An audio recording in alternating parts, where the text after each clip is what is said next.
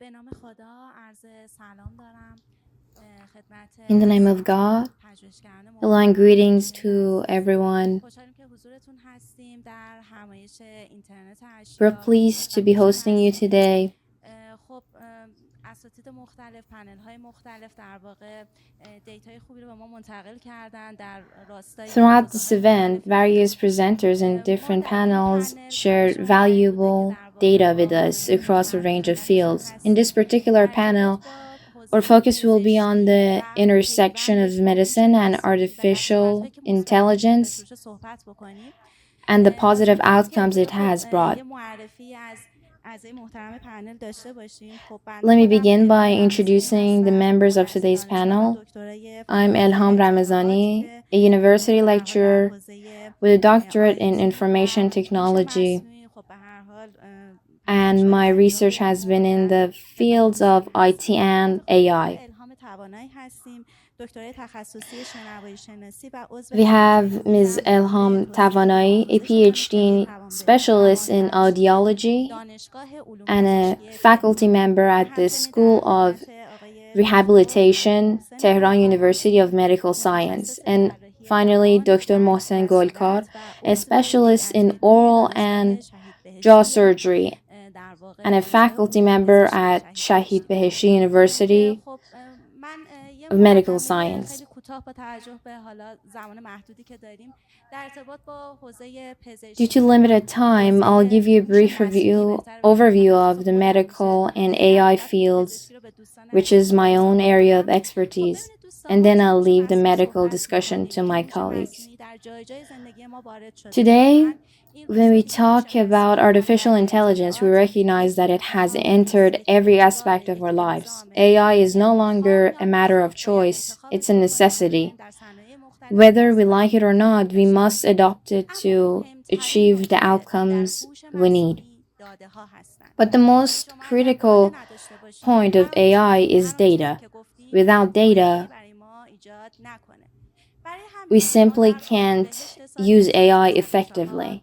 Right نسبت به now, 10 سال آینده که انشالله the, تمام این جمع سالم و خوشحال در واقع در right now کنارمون the باشیم data we have is small compared to what we will have in 10 years. میتونیم بگیم که الان داده های خیلی شاید ابتدایی تری رو داشته باشیم، یعنی ما هی داریم داده تولید میکنیم و We don't هی have داده های sufficient data right now. We're داده های constantly نهایی generating تری data, and as it و grows, میتونیم بهشون استناد it بکنیم. ما becomes در more مبحث meaningful داده and ها دیتا reliable. ماینینگ در واقع بحث In پردازش the field داده of data داریم، mining, فونتکس داریم، تکس ماینینگ، متن کاوی we داریم، have text mining, تصویرهایی که در واقع میایم پردازش میکنیم، image علائم بینی mining, و موارد دیگه. تمام اینها در حوزه numerical پزشکی، در data حوزه رادیولوژی، mining, در حوزه and more. حالا مباحث دیگه All که of these در واقع have حالا clear بحث applications in medicine, in کارخانه مدرن radiology, هستن، در حوزه شنوایی audiology, شناسی، در حوزه طبابت، dentistry, همه اینها and میتونه beyond. تعامل داشته باشه. پس بهتره که داده ها رو جدی بگیریم. یعنی من عرضم اینه تا وقتی ما داده That's why you درستی must take نداشته data باشیم، seriously. هر چقدر What I ابزار want to تکنولوژی برای emphasize ما is درست this. باشن، As long as we در واقع don't ما have high تخصصمون quality هم data, حتی no تخصص matter خود how ما advanced or AI systems are, درست نیست، خروجی or how قطعا نیست. specialized or experts may be, the بحث final داده output میتونه won't be همیشه truly مایه باشه effective. که خب حالا حداقل متخصصان حوزه فناوری اطلاعات خیلی دارن تلاش میکنن در این حوزه AI holds تخصصی بکنن tremendous که potential, and در واقع بتونن specialists داده های in کافی information technology are پردازش working بکنن hard تا to reduce اینکه bias in data and به improve its در quality واقع دانشی که میخوایم برسیم.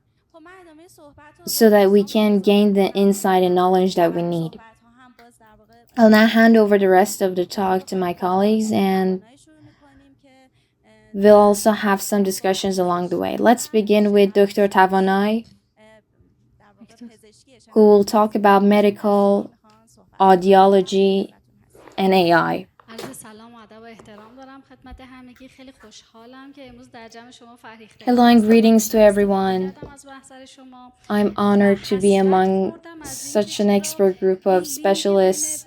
حالا بعضی از دوستان And it's a pity that many people say نمیدونیم باید کجا مراجعه کنیم. یه سری ایده ها داریم. they want to do great things, but they don't know where to start. They have ideas, but don't yet know how to put them into action. I'll share some ideas now and hopefully we can build on them later. I'm Dr. Tavani, a faculty member of the Audiology Department at the School of Rehabilitation and the head of the Office for Educational Development. My field is audiology, and due to time constraints, I'll just highlight the key points. Rehabilitation is defined as helping people who, due to mental or neurological reasons, have lost their sensory, motor, or cognitive abilities, and our aim is to help them regain these. In our rehabilitation department, we have fields such as audiology, speech therapy, occupational therapy, and recently, optometry has been added. I'd like to focus on my own field and maybe share some ideas about the others. In audiology, the previous panel talked about robots and sign language. But that's not really our focus. It's not appealing to us since our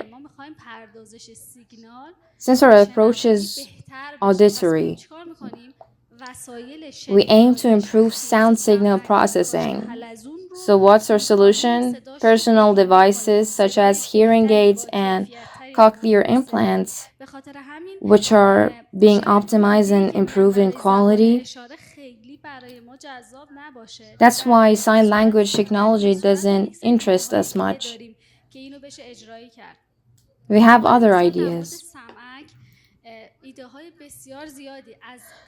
For example, with hearing aids, all the many innovations exist, users still report problems. They often say the sound doesn't feel natural.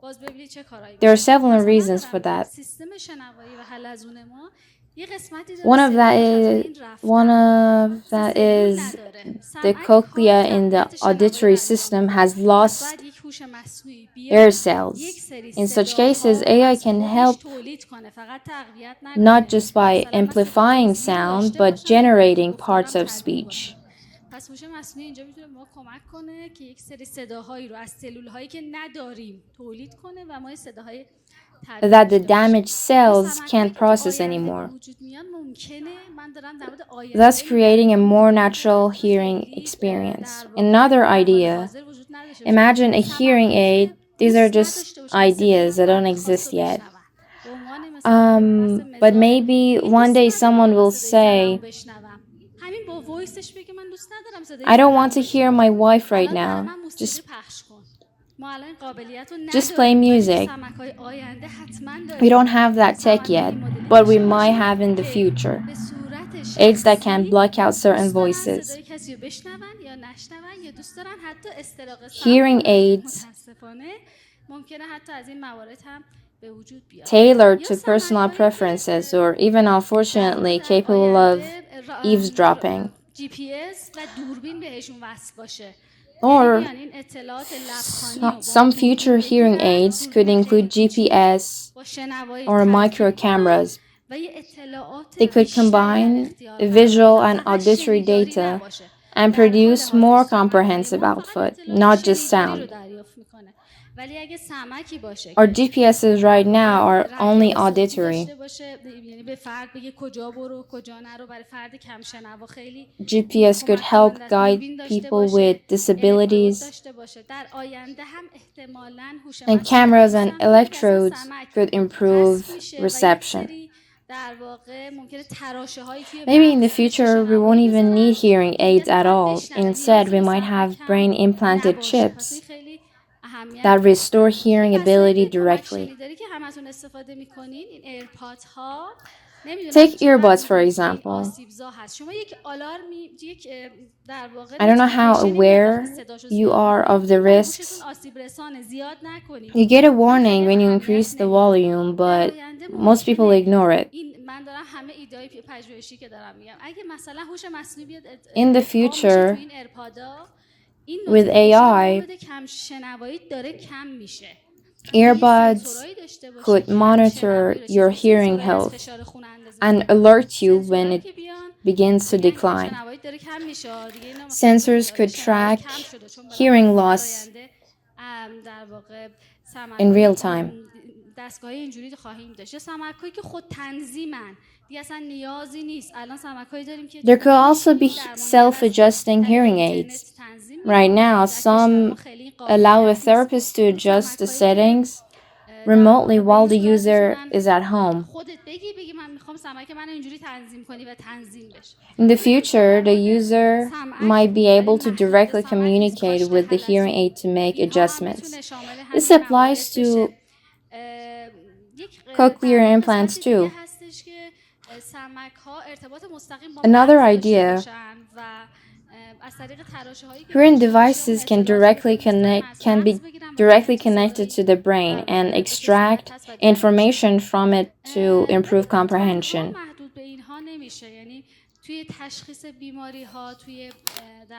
And it's not just limited to devices. In diagnosis and differential diagnosis, AI can help us analyze data using machine learning to better distinguish between various auditory disorders. And now about the role of virtual reality. We're planning to launch a project recently implemented in foreign countries. Some people suffer from tinnitus or sound sensitivity,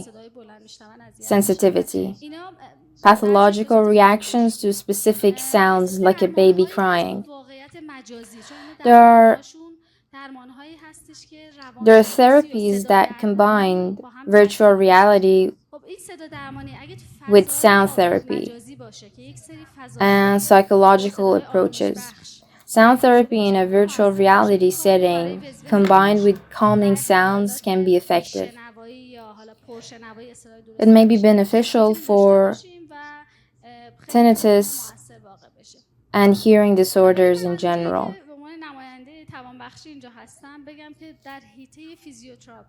Since I'm representing the rehabilitation department, I want to know that in field like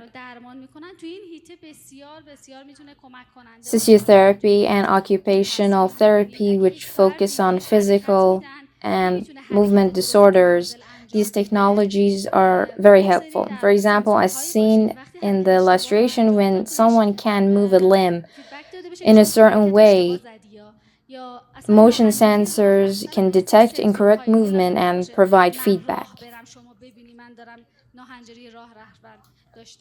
Or in gait disorders, instead of a person giving feedback, we can use sensors.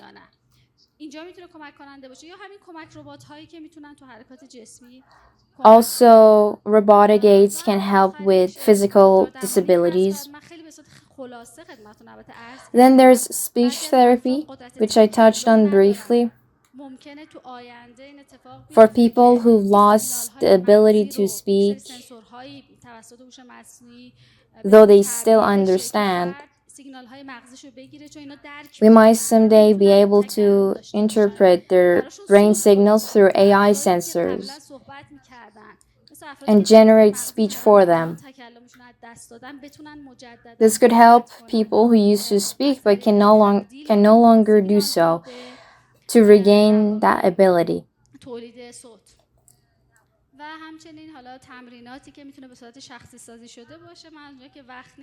We also have specialized exercises, but due to limited time, I'll hand the discussion over to Ms. Ramazani. I'm honored to be here, and as the head of the education department, I want to say that we have a strong need for these technologies. There's a lot of demand. We need a dedicated platform that makes resources and opportunities more accessible. Our students have so many ideas, but they often don't know where to go and how to execute them. Thank you very much. Now, Dr. Gokar. We'll speak on the topic of oral and jaw surgery and AI.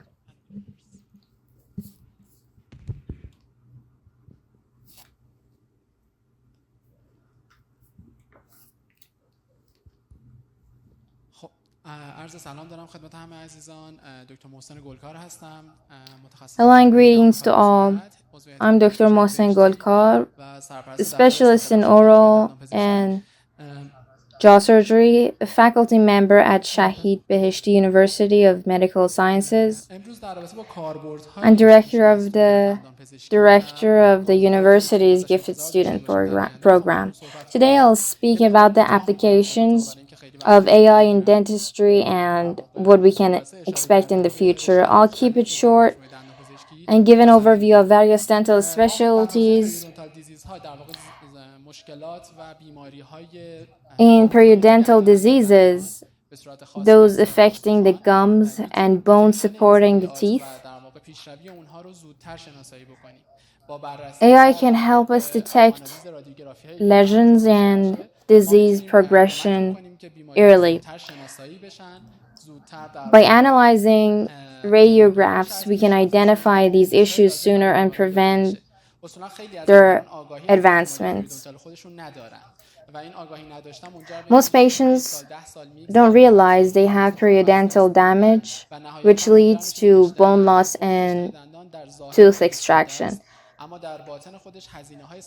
Though extraction may seem simple, it carries hidden financial burdens, from imported or domestic dental materials to high treatment costs, all of which could be avoided.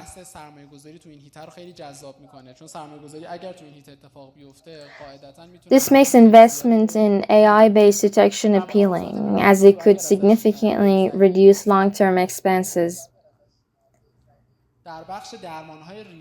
Beyond gum diseases, in endodontics, root canal therapy, AI has many applications. From identifying lesions near the dental nerve to detecting damage around the root and diagnosing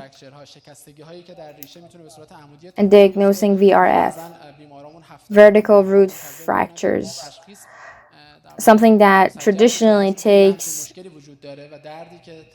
weeks or even months to detect. In some cases, we only act once the tooth is completely fractured and must be extracted. But if we use an AI assistant to analyze CBCT scans, we can diagnose vertical fractures earlier and make treatment easier, especially for the patient.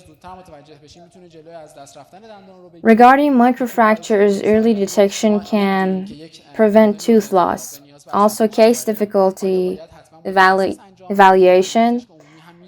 Should a root canal be performed by a specialist or a general dentist? AI can help us assess case complexity and guide that decision. This could lead to clear criteria for whether a case should be referred to a specialist or a general dentist would be enough. AI can also assist with root morphology analysis, identifying variations that affect pain levels or treatment outcomes. Root canal quality plays a major role in the prognosis of the treated tooth.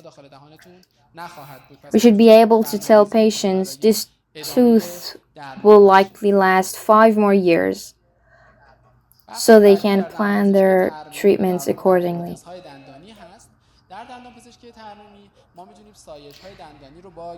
In operative dentistry, AI can detect early cavities through patient photographs. This leads to timely treatments and help in oral reconstruction preventing further loss of dental restorations. Cavity detection is one of our top priorities, has been one of our top priorities. Early diagnosis helps stop decay and preserve the tooth. We've used multiple AI models and machine learning techniques, ANN, CNN in these areas. But as Dr. Ramazani mentioned, we lack standardized, well-categorized data. Most of our data collection began only about 10 years ago. For example, single-tooth radiographs may contain various errors.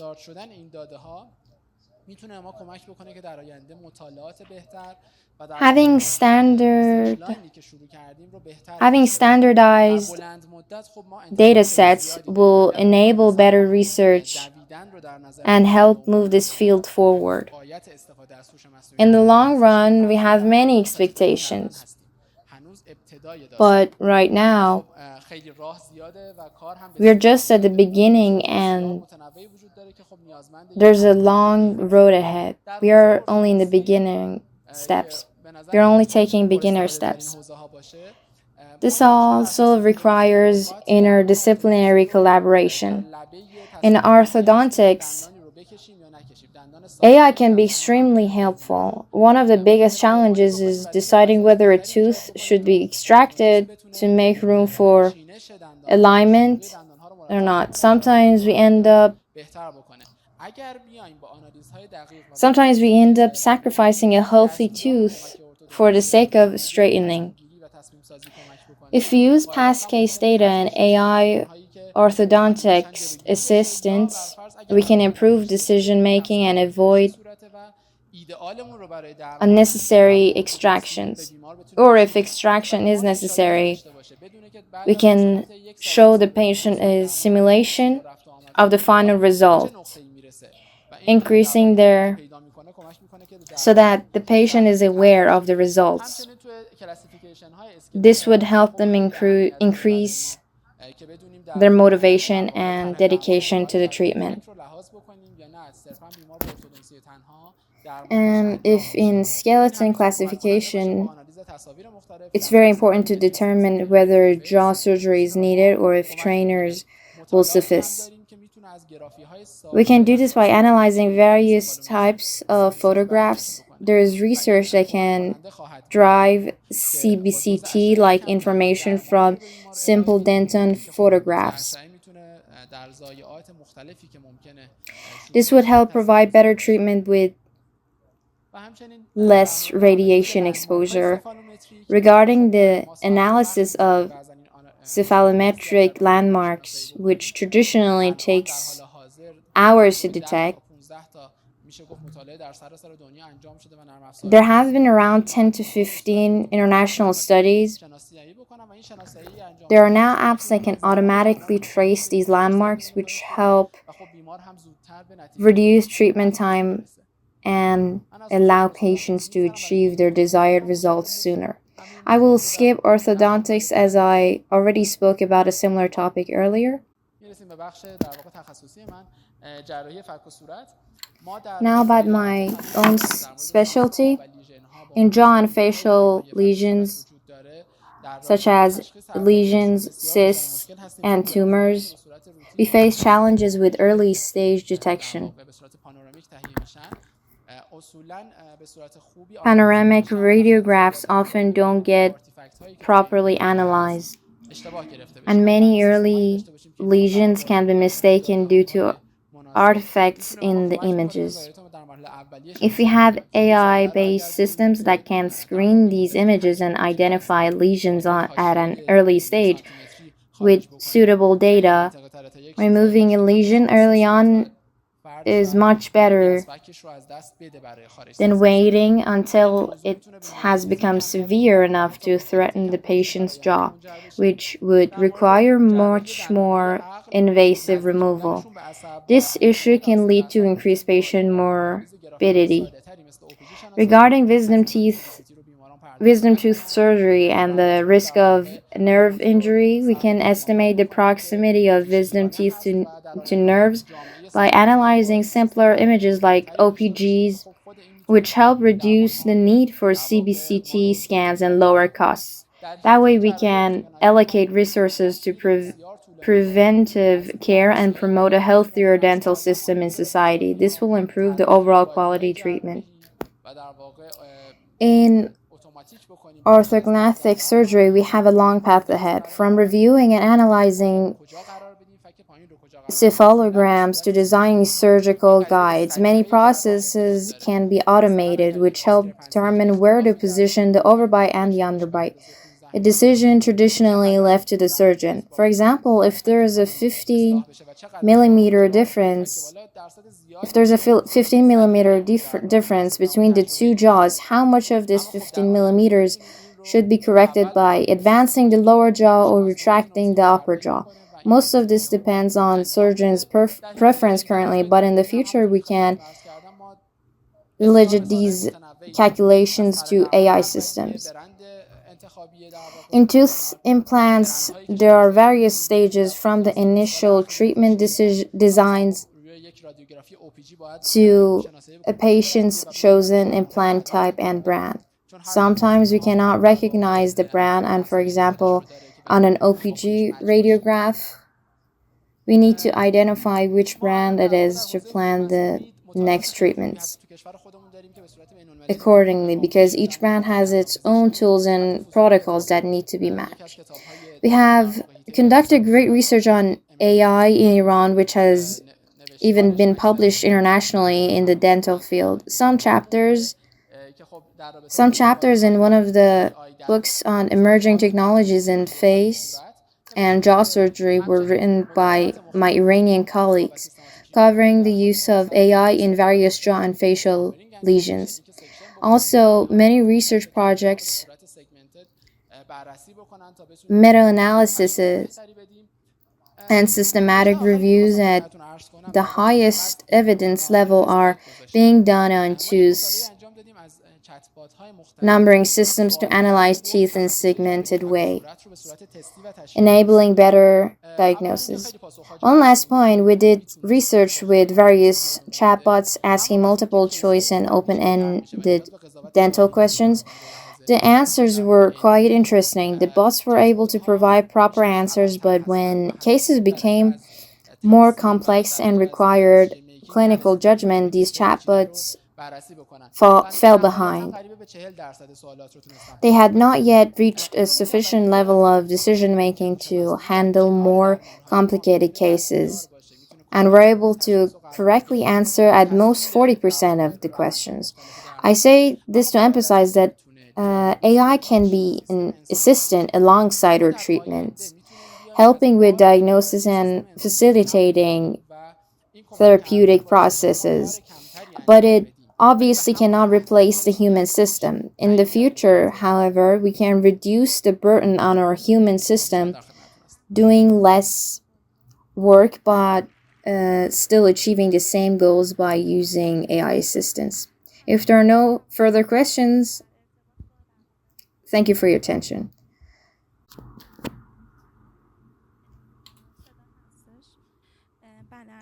Shall I continue? Yeah, as I was saying, Dr. Tavani talked about self-adjusted hearing aids, specialized treatments, and even hearing preferred voices, with some amusing remarks about avoiding certain people's voices through AI.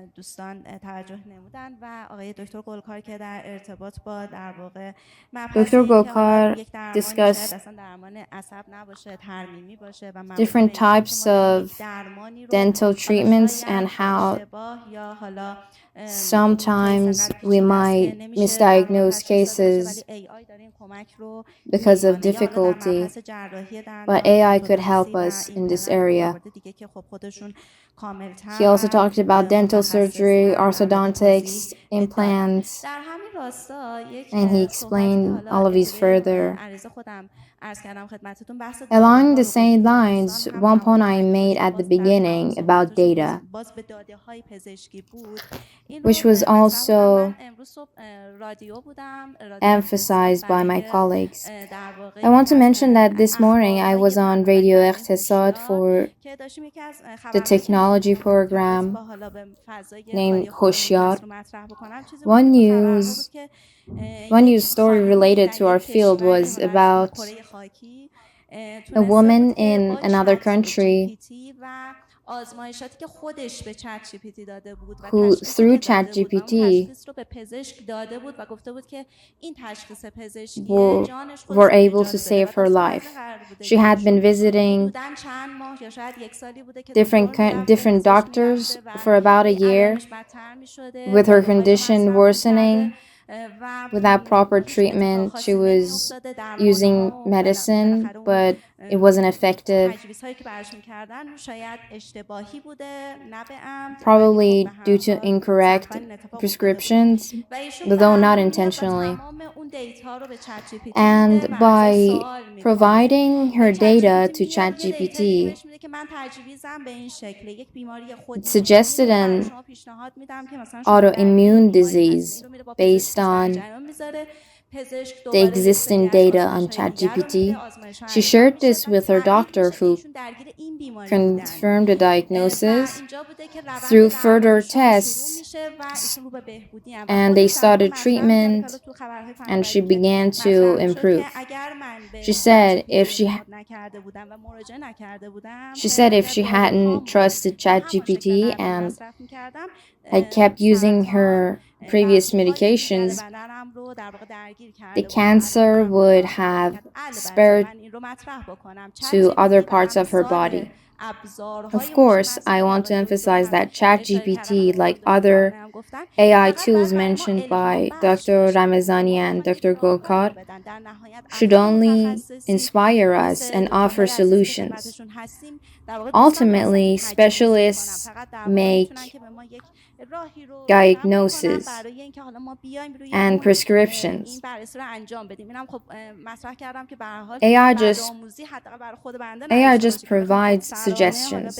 This is important so no one misuses these tools on their own. One question often raised everywhere is, will AI replace jobs? No, AI assists specialists on improving their work, and we must update our knowledge to keep up and remain relevant.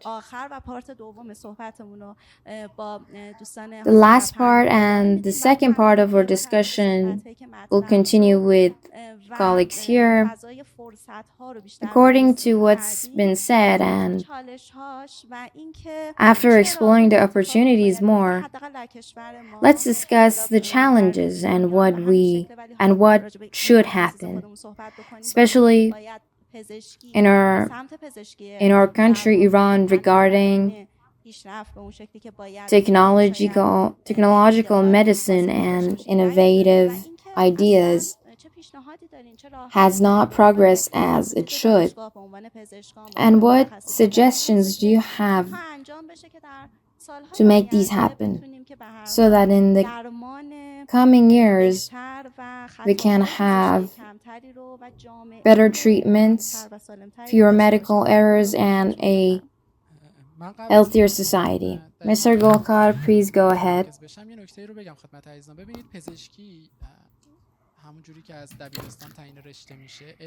Medicine, from its roots, is an empirical science, which means all the guidelines, as of now, are the result of previous experiences by those who came before us. And they are now passed on to us so that we can use those experiences to reach diagnosis and treatment. If we combine all this data together, AI systems can help us integrate it to arrive at specific treatment outcomes. And a misdiagnosis is just one of hundreds of mistakes that can happen, which through scientific methods we can prevent. And AI can help us reduce these mistakes, but the scientific methods themselves remain the same. Regarding challenges, engineers and AI and IT experts are currently absent from the medical field or don't play a significant role. If one of these experts comes to a hospital and observes or challenges on how we face these problems, they might give thousands of ideas to help improve our system. And with AI, if we become aware of technology and devices developed in AI and tech, along with their characteristics and limitations, can be used to treat problems in our field, in my opinion. Presence in various fields can be very helpful. Right now, in dentistry, we are quite advanced. Many dental students are doing great work. Some are double majoring in computer science or do coding. But still, collaboration between universities and majors can be very helpful.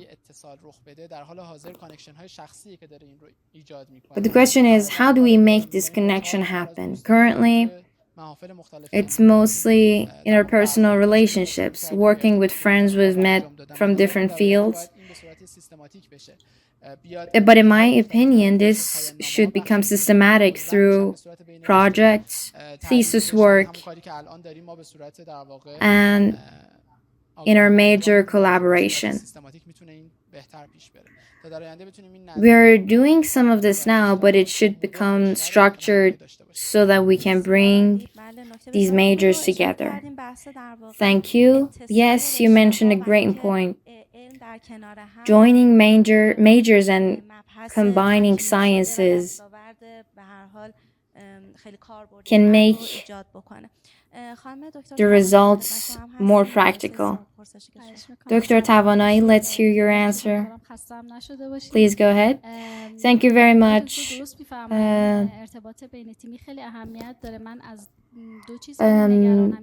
Doctor was absolutely right. This inner team communication is very important. I'm mostly worried about two things. First, the interaction between the patient and the therapist. Often patients come to us without a real need, and the psychological effect of this interaction is important for them. So the quality of interaction matters a lot. Secondly, especially in audiology, the storage of data can be exploited financially and in terms of privacy. If AI is implemented in hearing aids in the way I mentioned, it could be very dangerous and problematic because it might be used to even read minds, which is not a pleasant idea. This poses a risk to our privacy. And I hope team collaborations can lead to better outcomes. Thank you very much. Following the points raised and given our limited time, let's summarize and mention one more topic. One of the news items from a related radio program was about a Microsoft AI tool called DXGPT, which uses data in the field of rare diseases, which even experienced doctors may not have encountered, to collect big data and assess physicians. As Dr. Golkar said, medicine is empirical science, and no matter how advanced our technology is, we are still moving forward based on experience.